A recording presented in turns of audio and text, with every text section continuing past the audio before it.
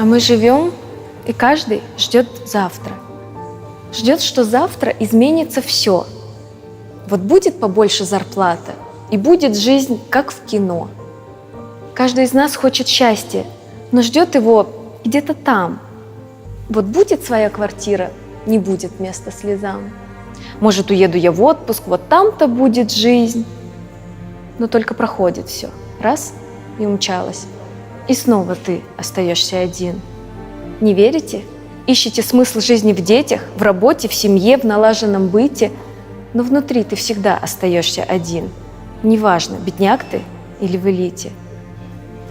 И опять пустота. Снова один сам с собою. С нами лишь то, что накопили внутри. Все мысли, мечты, представления — лишь иллюзия. По факту они пусты. А нет ли печали, оставшись один, понять, что жизнь-то проходит? А что здесь обрел? Только прах все да пыль. Иллюзии до добра не доводят. Дети так быстро растут и уже живут своей жизнью. Внуки? Да шутите, что ли? Они как вторая попытка детей. Но только будет все снова по кругу. Вырастут, выпорхнут, и опять ты один. Неужели надо все это пройти и испить всю чашу страдания до дна, чтобы понять, что не в этом суть жизни, что не ради кого-то, чего-то мы жили, а чтобы познать себя, чтобы везде, где бы и с кем бы ты ни был, ты чувствовал счастье и искру добра. Не потому, что люди вокруг такие, а потому, что ты есть у себя. Ты — вся причина и суть твоего рождения.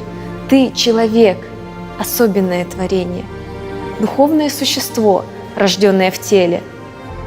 За руку с Богом у дьявола на прицеле. Ты можешь любить, созидать, быть счастливым, а можешь играть свою жизнь как в игру. Ты в выборе этом свободен. Но помни, ничто не заменит без Бога дыру. Какова цель вашей жизни? Всего лишь навсего. И вот здесь начинается самое интересное.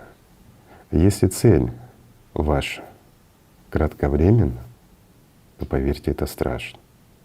Почему? Она иллюзорна. Это все равно, что жить в иллюзии.